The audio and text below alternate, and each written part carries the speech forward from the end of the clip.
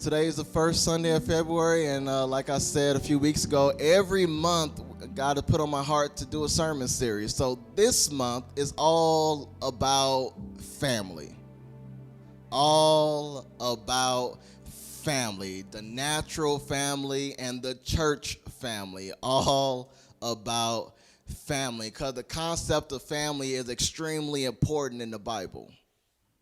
It was introduced in the very beginning with Adam and Eve, the first family. And God told them to be fruitful and multiply and replenish the earth. So God's plan for creation was for men and women to marry, have children, and raise them children up in the nurture of the Lord. That's the biblical ideal of family. And an ideal is pretty much a standard of perfection. So that's the biblical standard of perfection for family. But how many of you know we live in a broken world? We live in a sinful world. We live in an imperfect world because each and every one of us is marred by sin. I don't care what you say. I don't care how many Sundays you attend a year. You are marred by sin. I don't care how much you can quote the Bible. You are marred by sin because we are all born in sin and shapen in iniquity. We are born in sin and fashioned in iniquity. We are born in sin and formed in iniquity. So we all have sinned and fall short of the glory of God. Don't let nobody fool you. They're not perfect. There is no such thing as a perfect person. All because they go to church do not mean they're perfect. All because they attend Family in the Word does not mean they're perfect.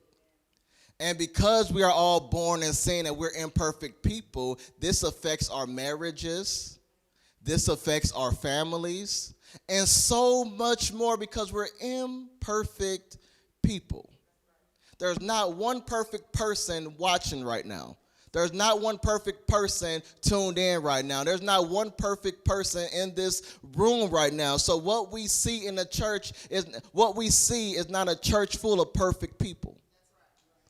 What we see in this church is not a church full of perfect families. Amen. We do not have perfect families in the church because we are imperfect people. Imperfect people produce imperfect families. So what we see often in the church are imperfect families. What we see often in the church are imperfect families and struggling families who are striving to respond in a Christian manner to the brokenness around them. That's what it's all about, our response. It's a broken world, and we are trying to respond in a Christian manner to the brokenness around us. And can we be honest? It is hard sometimes to respond in a Christian manner to the brokenness. Right? It's hard to respond in a Christian manner to storms in your life. It's hard to respond in a Christian manner when your life is just flipped upside down. It's hard to respond in a Christian manner when somebody cuss you out. It's hard to respond in a Christian manner when McDonald's keep messing your order up. You like, all right now, come on. It's hard to respond, but that's what it's all about. It's us trying to respond in a Christian manner to the brokenness around us. So that's what families, to me, are attempting to do. We're not say, I'm not perfect, but I'm trying. I'm not perfect, but I'm trying. And my family is not perfect, but we're trying. Your family is not perfect, but they're trying. I'm trying, y'all. I'm trying. That's what it's about. I'm just trying to respond in a Christian manner to the brokenness around us. And just because your family might not be the biblical ideal standard of perfection for a family, it does not mean God does not care about your family. Because family is important. Just because you think your family not perfect doesn't mean God can't work in your family. Because family is important. The physical family is the most important building block to human society. And as such, it should be nurtured and protected. Our family should be nurtured and protected. And what we see in this world are families that are not nurtured and families that are not protected because the enemy come to steal, kill, and destroy. And we see a lot of families being destroyed right now. But I don't know about you, but it's time to protect our families. It is time to nurture our family. It is time to protect our family because families are being destroyed. Families are being destroyed. It's time to say enough is enough. Enough is enough. I want my family back. Come on, if you believe that, just give God some praise. I want my family back. I want my family back whole. I want my family back well. I want my family back loving each other again. I want my family back being around each other again. I want my family back because the enemy is just trying to do his best to destroy families. Because the families are the building blocks of society, and if the families are broken, that's everything else is going down. And I want my family back. And so today we're going to look at a family. We're going to look at a jacked up family. And we're going to be in Genesis 37. People already know where this is going. Genesis 37, you'll see the text on the screen. Verses 1 through 11. Jacob, and some translation you'll see Israel. Jacob lived in a land where his father had stayed, the land of Canaan. These are the family records of Jacob. At 17 years of age, Joseph tended sheep with his brothers. The young man was working with the sons of Bilhah and Zilpah, his father's wives, and he brought a bad report about them to their father. He snitched on them. Now Israel, who is Jacob is his birth name, Israel is his God-given name. Israel loved Joseph more than his other sons. Because Joseph was a son born to him in his old age, and he made a robe of many colors for him. When his brothers saw that their father loved him more than all his brothers, they hated him. They hated Joseph and could not bring themselves to speak peaceably to him. Some translations say they couldn't even say nothing kind to this man. Then Joseph had a dream. When he told it to his brothers, they hated him even more. Joseph, read the room. He said to them, listen to this dream I had. There we were, binding sheaves of grain in the field. Suddenly my sheaf stood up, and your sheaves gathered around it and bowed down to my sheaf. Like, Joseph, read the room, man. Are you really going to reign over us, his brothers asked him? Are you really going to rule us? So they hated him even more because of his dream and what he said. Joseph didn't learn. Then he had another dream and told it to his brothers again. Look, he said, I had another dream. And this time the sun, moon, and 11 stars were bowing down to me. He told his father and brothers, but his father rebuked him. What kind of dream is this that you have had? Are your mothers and brothers not going to bow down to you to the ground before you? His brothers were jealous of him, but his father kept the matter in mind. Let's go back to verse 4, because that's where the text is really going to come from today. When his brothers saw that their father loved him more than all his brothers, they hated him and could not bring themselves to speak peaceably to him. And the first sermon of this series is dealing with family messiness. Dealing with family. Look at y'all. Oh, we got some messy families out here. Dealing with family messiness. How many know you got some messy people in your family? You might be that messy person while you clapping. Dealing with family messiness. One of the greatest jokes of all time came from Bernie Mac in the stand-up special in the Kings of Comedy when he talked about the milk and cookies joke. Can't say that joke now, but 20 years ago, that was a good joke. Yeah, Bishop, he got all the power to say it. No, I'm not saying I ain't getting roasted and canceled. But the way the joke go, he was talking about, his sister's children. And then what I liked, he said, he was like, North Carolina, we family. Then he said, my sister on drugs. And then he paused and was like, I ain't ashamed to tell you, because some of your family members jacked up too. And everybody laughed because it's true. We all got some jacked up people in our family. We all have some jacked up people in our family. Family members that when they call, you just know it's something. You ain't want to pick up the phone. You're like, oh my goodness. Family members that you just know they're a thorn in your flesh. You don't want to have nothing to do with them, and they call. Now, I'm not talking about family 5th, 6th, 7th. Black people, we got 10th cousins. I'm talking about close family. I'm talking about them first cousins and your auntie, uncles, brothers, sisters. I'm talking about the people you really be close to. We got some jacked up people in our family. But no matter what, it's nothing like family. It is nothing like family. Family can bring you some of the greatest moments of your life. Family can bring you some of the happiest times of your life, joyous moments of your life. But on that same coin, family can bring you some of the most painful moments of your life, disappointing times of your life, because they're imperfect people too.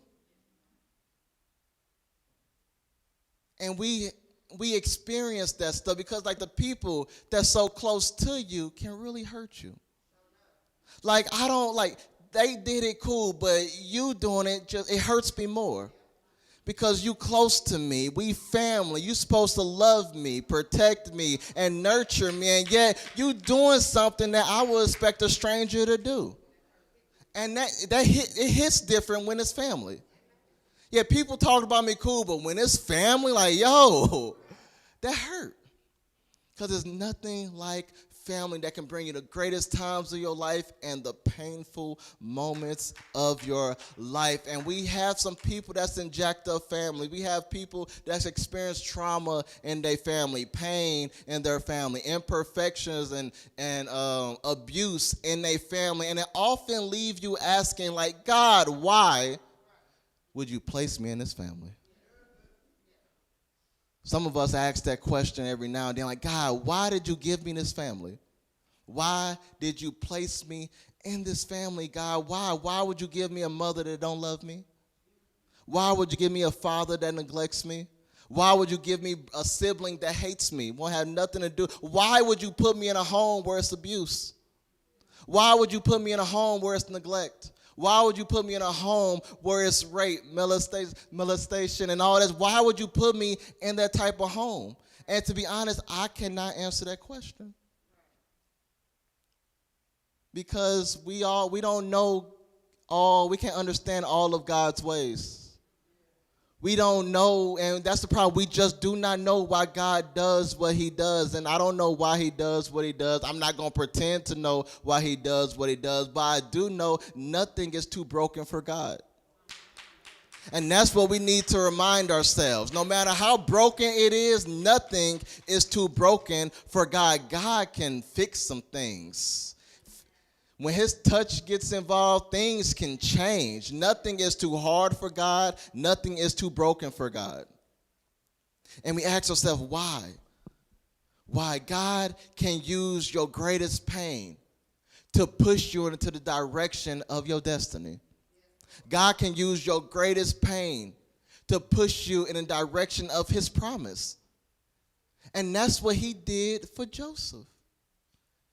Joseph is in a jacked up, dysfunctional family. As we read in the text, we saw how his family, his own flesh and blood, treated him, his brothers. He was in a dysfunctional family. He was just in the middle of some family mess.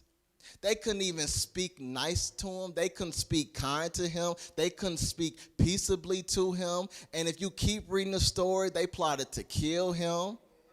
They throw him in a pit. They sold him into slavery. He experienced all that stuff in the family. These weren't strangers. These are his brothers. And have we ever experienced some pain like that from someone so close to us? And we're like, God, why would you this supposed to be my boy. This supposed to be my brother. This supposed to be my sister. This supposed to be my mother. And it really hurts when parents do it. Because you're supposed to really love me and protect me. You brought me into this world, but you neglect me. And we ask ourselves, why? Why? And that's why this first sermon is all about dealing with family messiness, because we all have some imperfect families. Amen. We all have some dysfunction in the family. Now, some families are just better at covering up their dysfunction. But everybody, if you dig deep enough, families got some messed up stuff. You keep going down the family tree, like what they do. Dealing with family mess. And Joseph was in a jacked up family. He was in a jacked up situation. His brothers hated him. They plotted to kill him. They sold him to slavery. And here's the thing, and it wasn't Joseph's fault. People read this story and they victim blame Joseph, like he shouldn't have snitched on his brothers. He shouldn't have wore that robe of many colors around his brothers, knowing they hated him. He shouldn't have told the dream to his brothers, knowing that they hated him. But Joseph didn't do anything to merit those actions from his brothers. Yeah, he shouldn't have been a little snitch. Okay. It didn't help, but that still didn't give them an excuse to throw him into slavery. Yeah, he shouldn't have been he should have read the room better and not told the dream. That still wasn't an excuse for his brothers to plot to kill him and throw him in a pit. That's still no excuse. So we shouldn't victim blame Joseph. And you see people in today's world victim blame. That if they wouldn't have done this wouldn't have happened. And then people have that guilt of, if I would have done something different, I probably wouldn't experience that trauma. If I would have done something different, I probably wouldn't experience that pain. And I need to tell you right now, you need to be released from that guilt. Because nothing you did gave them an excuse to do what they did. Yeah, you're not perfect, but that still was an excuse for rape. Yeah, you're not perfect, but that still was an excuse for that pain, that violence, that abuse, that neglect. That still wasn't no excuse. And so, but people carry that type of weight on them for their lives because they feel like it's their fault. And I just want to tell you all, if it's somebody in the room right now watching online, it's not your fault. It's not your fault. So say it to yourself, it's not your fault. It's not your fault. It's not, make it personal, it's not my fault. It's not my fault it's not something I did. Stop blaming yourself. That trauma, that pain, that abuse you experienced was not your fault. It's time for you we need to leave this place being released from that guilt that, hey, unfortunately I experienced that, but I couldn't. When we think about what could I have done differently? What could I have done differently to get out of that? But no. Joseph, his brothers, none of Joseph's actions gave them an excuse to treat him like that. You didn't do anything to deserve that. And Joseph wasn't perfect.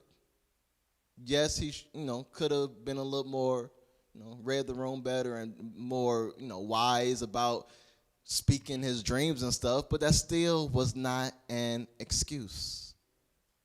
And it's people in their families, not saying anything because they feel like it's their fault. And people will make it feel like it's their fault because it's victim blaming. But what Joseph is dealing with is family mess. What Joseph is dealing with is family dysfunction. What Joseph is dealing with is family conflict. And here's the thing, that conflict he's dealing with was way before Joseph had any say in the matter. Because this is conflict that's been passed down. Come on, what you fighting ain't the real source. What you fighting is something that's been passed down. Because you can pass on pain, you can pass on trauma, you can pass on behavior, you can pass on dysfunction in your family. The true source of conflict is something that's been passed down in Joseph's family. So what you fighting is not the source. What you fighting is a byproduct of the source. So what you fight, you think you just arguing about this, but you're really arguing about something else that they've experienced in their past. You think you're arguing about just dishes, but you're arguing about something about their father did something to them over dishes. And that's what you fighting. So you don't understand, like, why they big mad? Like, no. It's all that pain, that trauma, that all that stuff coming back from what their father did to them, their mother did to them, and they haven't truly dealt with it. So now when it's a trigger, what you did just triggered them. Because a lot of times, and that's when therapy comes in. I know, people are getting better at therapy. Our community is getting better at therapy, but that's when therapy comes in, because you think you just brush it under the rug, but somebody do something that just triggers it. Trigger and bring back all those traumatic moments in your childhood. Bring back all those different things that happened in your childhood, and you just lash out. And somebody can't understand. They think that was just small, but to them that was huge because of what they dealt with in the past. And so what Joseph is dealing with is something that's been passed down in his family, and what he's dealing with is the true source of conflict is favoritism. And we don't think about favoritism with something passed down in his family. Can I give y'all a history lesson? Y'all ready to go to school? We all know Abraham, the father of faith. Well, Abraham had a son named Isaac. We all remember Isaac. And Isaac married a wife, Rebekah. Isaac and Rebekah had two twin sons, Jacob and Esau. And Isaac preferred Esau. Rebekah favored Jacob. So Isaac showed favoritism to Esau. Rebekah showed favoritism to Jacob. And you see how that source of conflict just birthed right then and there. This is Joseph's grandfather introducing a type of conflict in their family. And so Jacob grew up in that family, that beef between, that bad blood between Jacob and Esau, stealing his birthright. And then it just caused so much division in the family, so much chaos in the family. It created tension, hatred. It created all that stuff. And Jacob grew up in that. And that's what Jacob experienced. And then Jacob, instead of learning from it, he did the exact same thing his father did. Same thing his father did. So you see how that stuff gets passed down? What Isaac did, Jacob is about to do the same thing. He first did it with his wives. He showed favoritism to his wives, because when he was so afraid of Esau, he ran to his uncle Laban. Then he fell in love with the youngest daughter, and he's like, look, I want her. And then, his uncle was like, well, you work 7 years, you can get her. He said, bet, I'm going to work 7 years and get her. Now, this is my translation. I'm going to work 7 years and get her after 7 years. And then he's like, cool, bring on Rachel. He said, no, you're not getting Rachel. Like, you getting Leah. Like, wait a second, I didn't ask for it. What's this? Well, it's not a custom, Jacob, to give out the youngest first before the oldest. Well, you should have said something about that.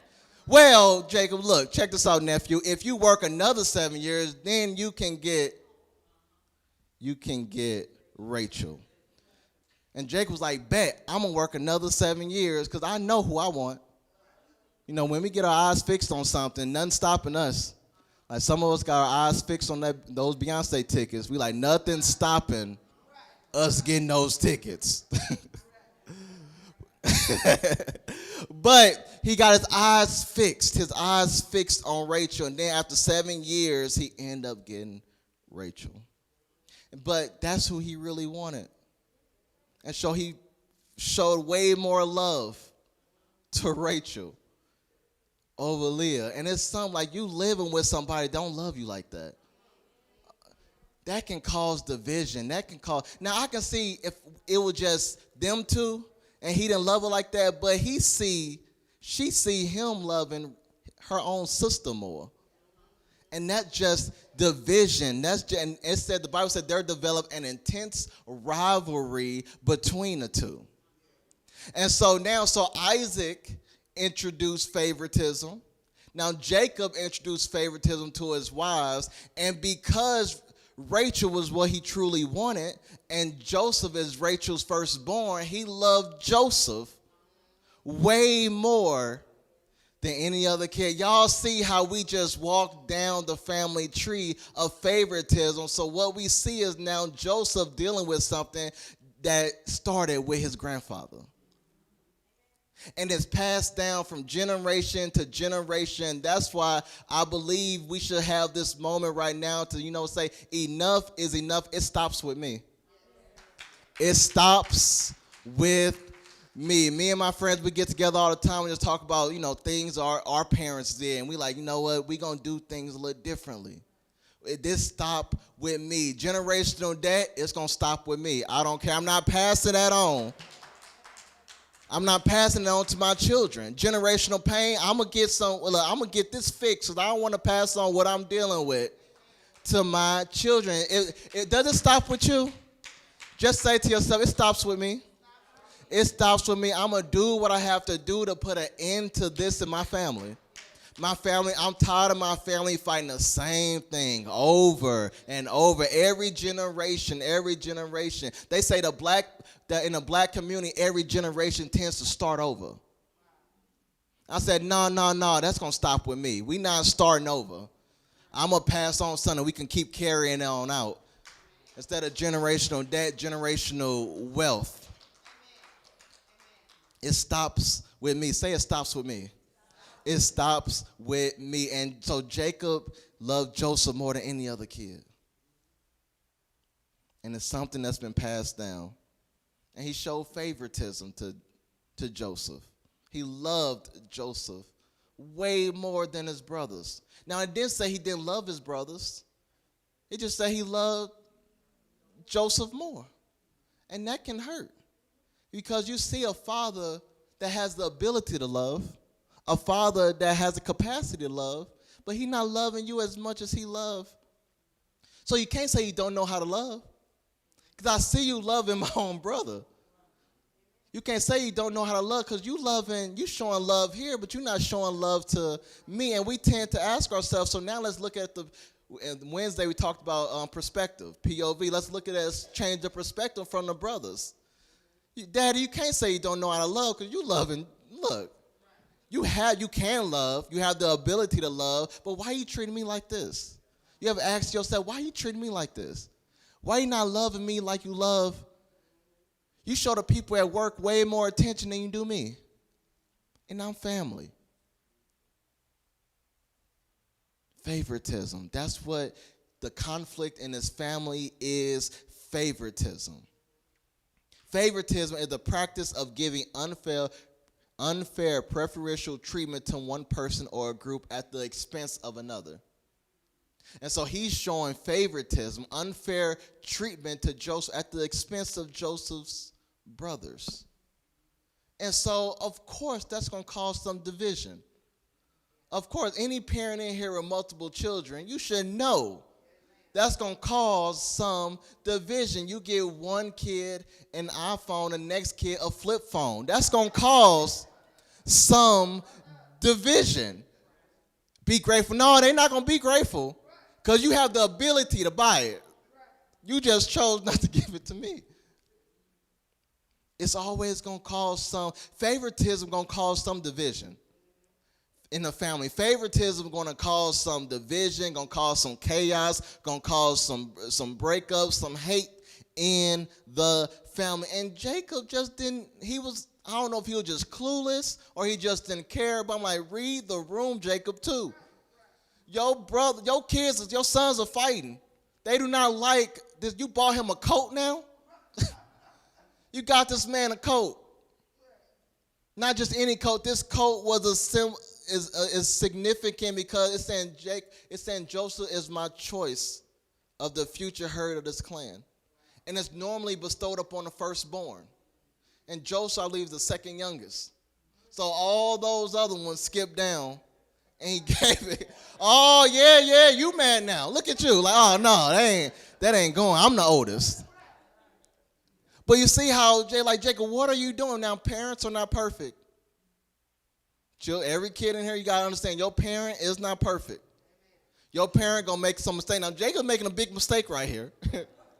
He's making a huge mistake because, come on, your sons hate Joseph.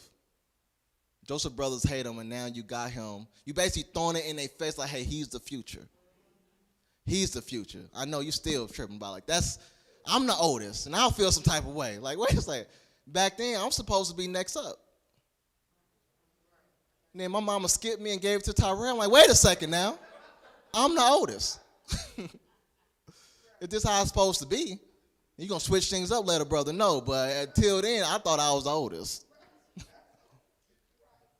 But you see how the perspective where the brothers going through, like you kind of understand, like, hey, it's going to cause some tension. It's going to cause some division because your father has the ability to love, and he's loving Joseph way more than any other brother. And the older brothers hated Joseph. The older brothers didn't want to have nothing to do with him. They couldn't speak nice things to him. They couldn't speak kind to him. And because Joseph received his father's undivided attention and affection, so they hated him. They wanted to kill him. But instead of killing him, they just threw him in a pit. And then they sold him into slavery. But so Joseph is in the middle of all this family mess, and he's experienced all this stuff with his brothers, not knowing that what his brothers are doing when they took the coat from him, not knowing what the brothers are doing when they threw him in the pit. They were just setting God's plan in motion. You see how God works? He can use your greatest pain. He can use your greatest trauma. He can use your greatest moment in life, and that hurt and that pain and that storm in your life to point you into the direction of your destiny. It's like a bow and arrow. All that stuff you getting pulled back, not knowing that this is about to take off into the direction of your destiny. So some of us are experiencing family pain and trauma. Like, God, why are you having me experience this? It could be used to push you into the purpose, into the destination of your purpose. He can use your greatest pain for his promise. Greatest pain for your purpose. I know you're hurting, but God can use that. Sometimes that storm in your life is a catalyst. Sometimes that pain in your life is a catalyst to get you going into that direction. Because it never would have happened, you would have stayed stuck. Now, so his brother didn't know what. To them, they were like, cool, we taking care of our Joseph. We tired of him. We tired of him, so go ahead, let's throw him in the pit. And then they sold him to slavery. Then they lied and got the blood, and it was like he got a wild beast, devoured him. We took care of Joseph, but not knowing that they thought they took care of Joseph, but they were just putting Joseph, pointing him in a direction that God wanted him to go. So now, Joseph got sold into slavery. And his life was up and down, up and down. He went from the pit, sold into slavery. Then he went to the palace. He was Potiphar's assistant. He went from the pit to the palace, the pit to the palace. He went, by doing this, they were simply setting his plan up in motion. He went from being a slave to being a supervisor. Wait a second. Joseph was a supervisor over his brothers. That's another reason they hated him. They out here working hard, tending sheep, and he watching over them. Like, why don't you get your hands dirty too? But no, so he went from being a supervisor over his brothers to now he's a supervisor in Potiphar's house. See how God is aligning things, God is working things out. But then Joseph did nothing to deserve this next turn in life. You see how life is up and down, up and down. Joseph did nothing to deserve to be falsely accused of rape. Oh, if you don't know the story, Potiphar's wife, she wanted some Joseph. She wanted Joseph very strongly. And Joseph resisted, like, no. Nope. And so as he was leaving the room, she grabbed his clothes, his robe, and she lied and said he made a move on her, that he tried to rape her. And Joseph now went from the pit to the palace, and now he's in prison. So pit, palace, prison. You see how it just goes up and down, up and down, up and down. But all this stuff that's happening in Joseph, he never lost faith.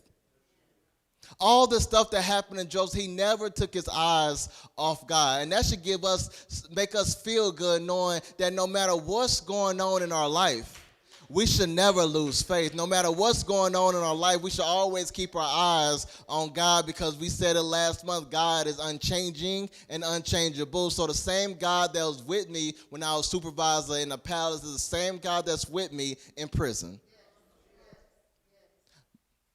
His presence doesn't stop when I get in prison. God doesn't say, okay, he in prison, I'm going to wait for him to get out. Like, no, God is in this with me. No matter what's going on in your life, God is with you. God is with you. God is with you. Let's just meditate on the word. God is with you. The same God that was with the Hebrew boys in the fiery furnace, when they thought they were all, you are not alone in your situation. When they thought that the boys were going to be alone in that furnace, and they looked down and said, wait a second, it's a fourth person. For some people looking at your situation like they think you by yourself, but I'm not really by myself. Because if you look with your spiritual eyes, you will see another person with me, another person walking with me, talking with me, guiding me, leading me, directing me, comforting me, keeping me sane. God sometimes just got to keep you sane. Because life will have you go crazy. Family will have you going crazy. Dysfunction have you going crazy. And you be ready to just tell everybody off. You be ready like, hey, look, today is not the day. Today is not the day. You know, you go to work and you tell the boss what you're not going to do. Like, I'm not doing this today. And we sit there and cause life can have you going crazy. And that's why we got to keep our eyes on God, who stays the same. Joseph was in a messed up family that led him to where he is right now. He's in prison. And this is the part that really stood out to me. It's not even when I was reading it, but when he was in the prison, he still was faithful. Even when he was in prison, he still exercised his gift. That's why I say always fan the flame. Always no matter where you at, fan the flame, keep that fire going, because you never know. He didn't know when he interpreted those to his fellow prisoner dreams that what he was doing, he was working his gift. So I know you need to continue working your gift. Even when storms come in your life, work your gift. Even when life brings you low, just work your gift. Because you never know the moment that gift will get you out of your situation. He interpreted dreams so well that when one of the prisoners got released and went to be a cupbearer for the king, and then the king started having some nightmares. The king started having dreams that he couldn't fully understand. And then 2 years later, that ex-prisoner was like, you know what? I know somebody that can help you out. It's like David, when David was playing the harp. And he said, wait, I know somebody that can help you out. And David was called. That's why I'm not worried about being overlooked, because when it's time, it's time. When it's time, it's time. When it's all about due season. It's all about appointed time. We talked about that Wednesday, family word, shameless plug. We talked about the appointed time. Because everything under the heaven has a time, has a season, has an appointment. God moved on appointed time, not your perfect time, because when you think you're ready, you're not really ready. You're ready for the front side, not ready for the back side. And God's saying, I don't want to get you in the room. I want you to stay in the room. Because right now, you'll get in the room for about 5 minutes, and then you're getting kicked right on out.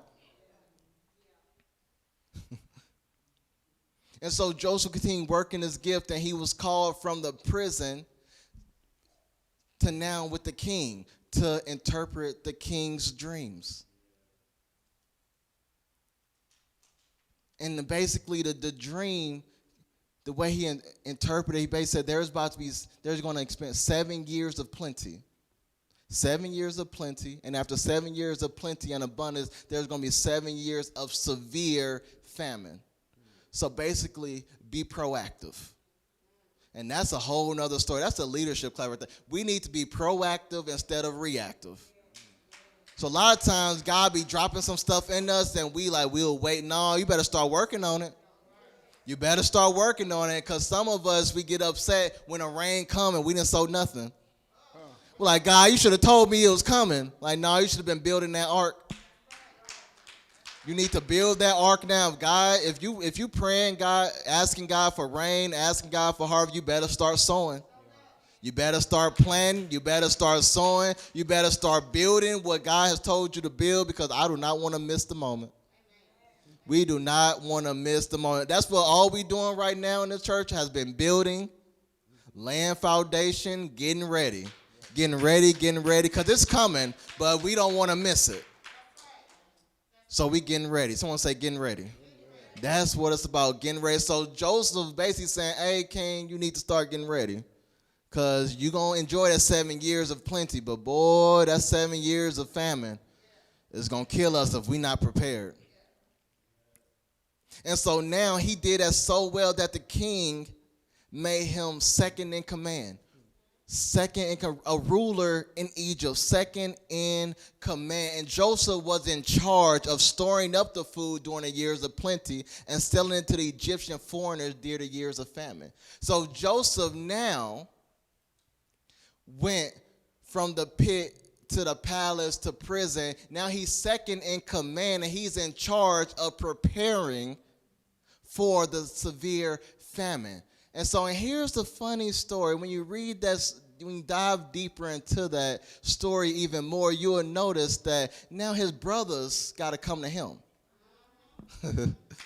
His brothers got to come to him. Them same brothers that hated him, them same brothers that were jealous of him, the same brothers that couldn't even speak kind words to him, now have to come to him because they hungry.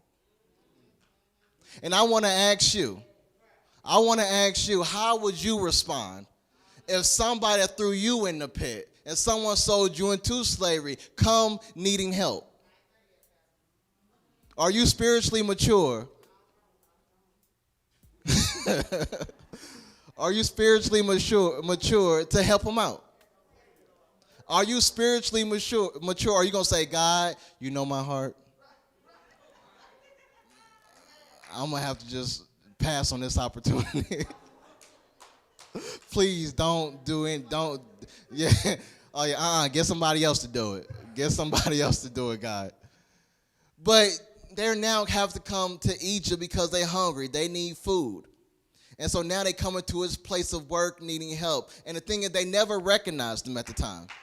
They never recognized, so they're coming needing help. And Joseph could have easily not helped them. He could have easily had revenge.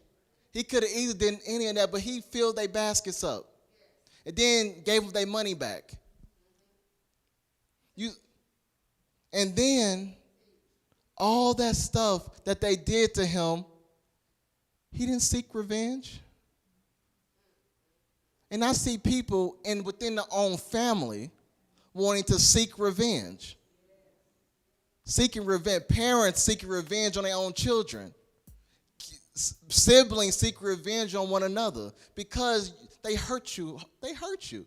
What they did to you extremely hurt. And I'm not trying to take that pain away. Yes, that's very unfortunate. And then we let that bitterness just grow.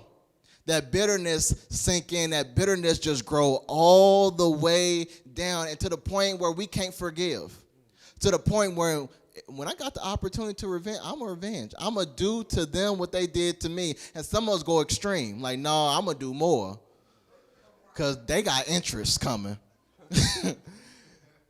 This action got some interest. Like, they just did that to you now, but it built up. I got to do something. And we have that pain in us that just builds up.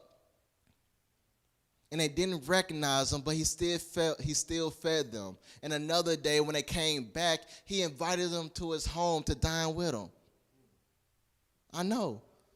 Look at that. He's like, oh, no, you ain't coming to my house now. That's the last thing you're going to do. But you see how Joseph is responding to the pain that happened to him. How Joseph, it's all about we circling back, it's about the response. And we should respond. And I know it's challenging. I know it's difficult to respond in a Christian manner. When people treat you like that, when your own flesh and blood, it's your own blood. It's your own brother, sister, father, mother, your close, your first cousin, your auntie. It's your own people that treat you like this. So how do you respond to family mess, to the messiness in your family? And then he finally one day revealed himself to him. So all this time Joseph been helping them out. They never knew it was Joseph. They still thought Joseph, they know what he was up to. Then he finally revealed himself to them. And they were shocked. They were scared because they know we did some horrible stuff to this man. And man, I don't know what he's going to do to us, but we did some bad things to him. And Joseph, he pretty much told them, do not be distressed and do not be angry with yourselves for selling me here. He looked at it, and we talked about this Wednesday as well, from a different perspective. He looked at that storm, that pain from a different perspective. He said, because don't feel distressed and guilty for selling me here, because it was to save lives that God sent me ahead of you. And let's pay attention. It was to save lives that God sent me. You might have sold me, but God sent me in this direction because God allowed it to happen. He sent me in this direction. So it was not you who sent me, but this was all God. This was all orchestrated by God. No matter, and some of us feel like no matter how brokenness your family is, no matter how brokenness the experience, the situation you're in, it was allowed by God. And just ask God, why? Why did you put me in this situation? Why are you allowing me to experiencing what I'm experiencing? And Joseph, like, this was to save lives ahead of me. And then, of course, the famous text that we all love, what you intended to harm me, God intended it to be good. What you meant to kill me, God intended for it to be good, because all things work together for the good of God's people. All things. Your family might be jacked up, but God can still work with it. Your family can have some dysfunction, but God can still work with it. Your family might have a lot of brokenness, but God can still work in your family and through your family. Amen. Amen. That's all I have for this morning.